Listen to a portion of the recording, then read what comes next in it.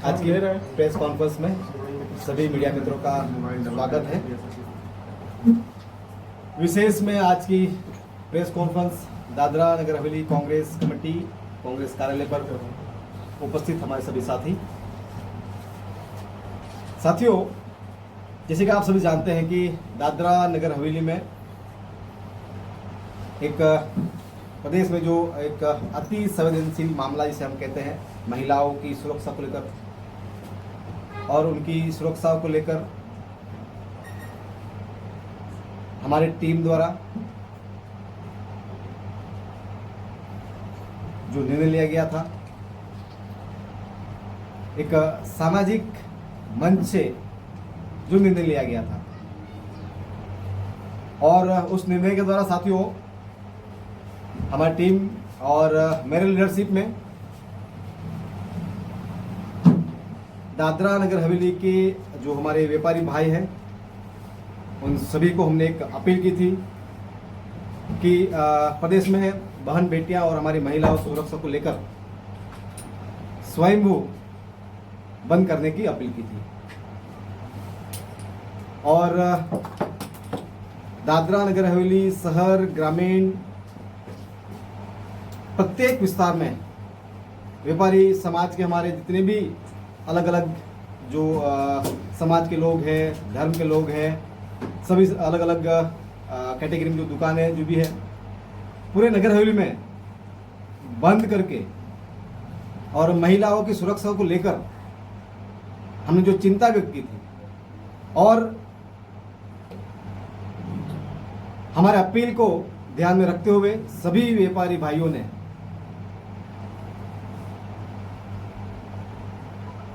उसका स्वागत करते हुए बंद किया। आज की विशेष प्रेस कॉन्फ्रेंस हमने इसके लिए बुलाई है कि दादरा नगर हवेली के व्यापारी भाइयों ने हमारे आह्वान पर, हमारे अपील पर बंद किया। उसके लिए सभी व्यापारी भाइयों का बहुत बहुत आभार प्रकट करते हैं। साथ ही आप सभी जानते हैं कि दादरा नगर हवेली में हमारी बहन बेटियों और महिलाओं की सुरक्षा को लेकर जब हमने आवाज बुलंद करने की बात की तो शासन प्रशासन और सत्ता पक्ष को शायद पसंद नहीं आया इस चीज को लेकर और मुझे गैर कानूनी तरीके से अरेस्ट किया गया। कहना है कि दादरा नगर हवेली में महिलाओं की, हमारी बहन बेटियों की रैली करने के लिए, जो सुरक्षा को सुनिश्चित करने के लिए रैली निकाली गई थी, हमने तय किया था, लेकिन महिलाओं को सुरक्षा सुनिश्चित करने के लिए भी भाजपा ने हमें रैली करने के लिए परमिशन नहीं देने दी। दूसरी तरफ भाजपा ने अपनी प्रेस नोट में जारी किया कि ये महिलाओं के अत्याचार में या महिलाओं पर जो अत्याचार हो रहा है, महिलाओं के खिलाफ जो प्रदेश में जो वारदातें दिन ब दिन बढ़ती जा रही है, उसको लेकर बाकायदा दादरा नगर हवेली, दमन दीव बीजेपी की पूरी टीम ने प्रेस नोट जारी करते हुए कहा कि हम लोग इस महिलाओं के हक अधिकार में बंद का जो ऐलान किया है सामाजिक मंच द्वारा, उसका हमारा समर्थन नहीं है। क्लियरली उसमें ये लोगों ने कहा। साथ ही इसमें यह भी यहां पर एक बात ध्यान में आती है, कई आरोप प्रत्यारोप ये भी रहे कि प्रभु का राजनीति कर रहा है, पॉलिटिकल स्टंट है। तो मैं इस पर भी आपको जवाब देना चाहता हूं साथियों कि दादरा नगर हवेली में, मैं दादरा नगर हवेली में रहकर मैं राजनीति नहीं करूंगा। Dadra Nagar Haveli as a Pradesh Congress committee का अध्यक्ष हूं, मैं राजनीति नहीं करूंगा। या फिर जो प्रदेश में से जो संवेदनशील मामले हैं उसके ऊपर अगर मैं सवाल नहीं उठाऊंगा तो कौन उठाएगा। और ये मामला सिर्फ एक परिवार का नहीं था, ये भी मैं आपको स्पष्ट कर दूं। जिस हिसाब से हमारी प्रदेश के सांसद ने प्रेस नोट जारी करके व्यापारी भाइयों का आभार प्रकट किया, मैं इस पर कहना चाहूंगा ये बिल्कुल एक राजनीतिक फायदा लेने के लिए एक चेष्टा की है। इसमें दरारे थे, जो हमारे प्रदेश के महिलाओं का अपमान किया था, उसको लेकर सब पता है सब। तो ये पहली बार मैंने किया है, ऐसा नहीं है। और जो ये जो गुमराह कर रहे हैं लोग दादरा नगर हवेली में,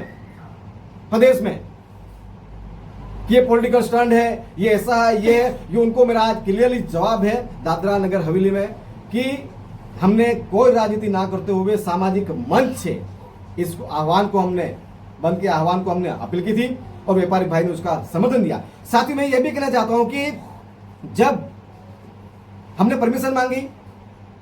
हमको नहीं मिली, और इसकी प्रक्रिया हमने 20 तारीख को कि पर्पस क्या हमारा रैली करने की वजह से, उसके हमने यहाँ पर 10 सूत्रीय मुद्दों में उसको हमने ऑलरेडी पहले दे दिया था, जिसमें हमने कहा था कि गत पिछले 30-35 वर्षों में प्रदेश की सैकड़ों गरीब आदिवासी स्थानीय समुदाय की युवतियां महिलाओं को कुछ असामाजिक तत्वों द्वारा भगाकर ले गए हैं। उसकी जांच हेतु टास्क फोर्स कमेटी गठित की जाए। यह पत्र हमने 20 तारीख को ही शासन प्रशासन को दिया था। 21 तारीख को हम बंद का आह्वान किया और शाम को हमारी रैली निकलने वाली थी, लेकिन हमने ये भी तय किया कि शासन प्रशासन को या कोई अव्यवस्था ना हो, इसके लिए हमने 20 तारीख को ही हमने सामाजिक मंच से पत्र देकर प्रशासन को अवगत कर दिया था, एसपी महोदय को और जिला कलेक्टर को। दूसरा मुद्दा हमारा यह था कि स्कूल, कॉलेज और औद्योगिक इकाई विस्तार में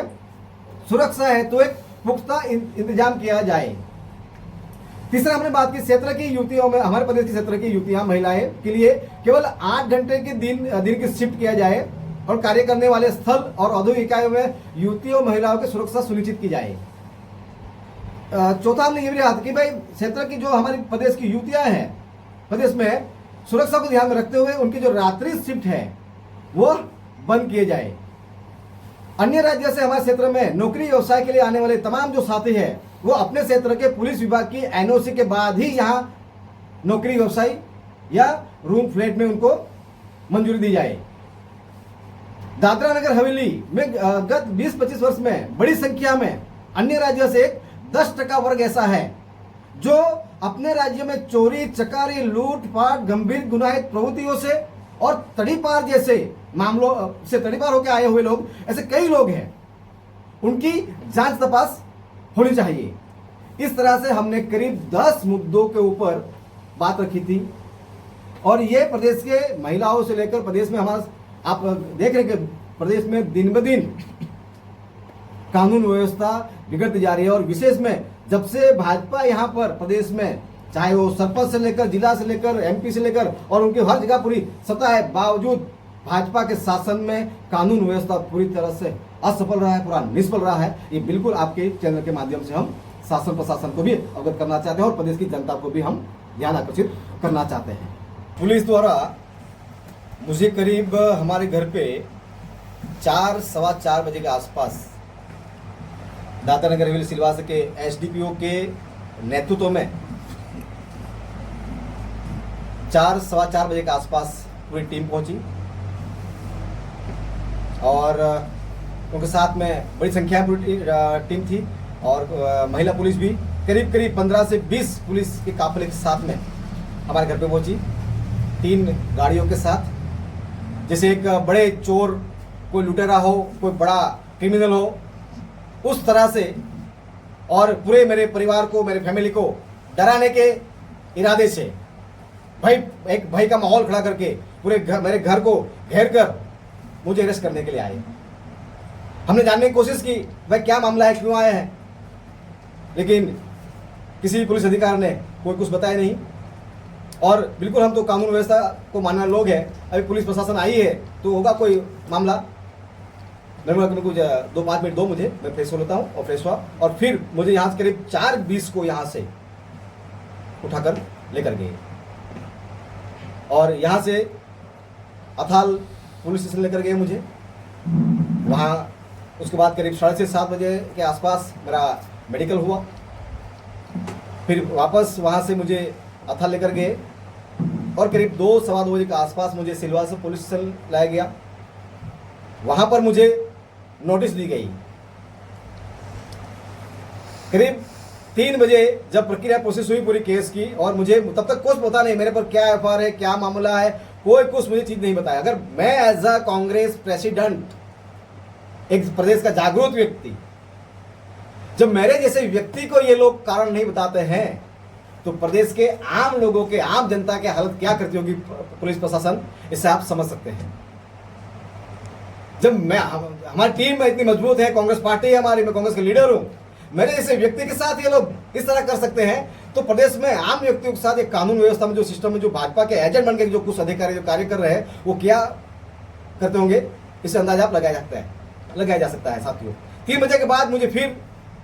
मतलब 3 बजे, पौने 3 बजे मेरे हाथ में नोटिस दी गई कि कौन से सेक्शन लगे हैं, क्या लगे, तब मुझे पता चलता है कि मेरे ऊपर 196, 197 BNS के तहत मेरे ऊपर कार्रवाई हुई है, जो कि सुप्रीम कोर्ट इसमें स्पष्ट इस कानून लेकर जो कानूनी लड़ाई हम लड़ रहे हैं उसमें हम क्या करना है इस कानून के तहत, और जिन अधिकारियों ने इसको लेकर जो भी किया है, जो वो कानून पे यहाँ से कोर्ट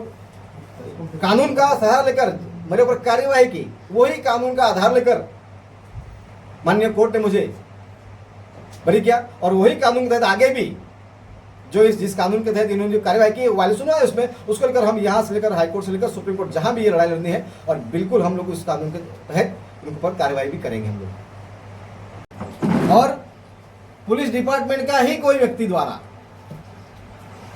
फरियाद की जाती है, और पुलिस प्रशासन इतनी तत्परता देखो कि 4 बजे रेडी हो गए, पूरा 20-25 लोग काफिला लेकर आ गए। अभी मुझे 2-3 दिन पहले मुझे रिपोर्ट मिला कि भाजपा का कोई किसी इनके सरपंच, उनके ऊपर FIR दर्ज हुई है, और वो व्यक्ति, वो सरपंच प्रशासन के वहीवट तंत्र के जाहिर प्रोग्राम में वो उपस्थित रहता है। इससे आप तय कर लो। मैंने आगे जैसे बोला कि भाजपा में 2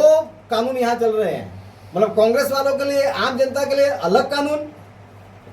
और जिनके ऊपर हफ्ता वसूली जैसे आरोप लगे हैं, ऐसे भाजपा के नेताओं को जाहिर प्रोग्राम में उपस्थित रहते हैं, अभी तक अरेस्ट नहीं किया गया।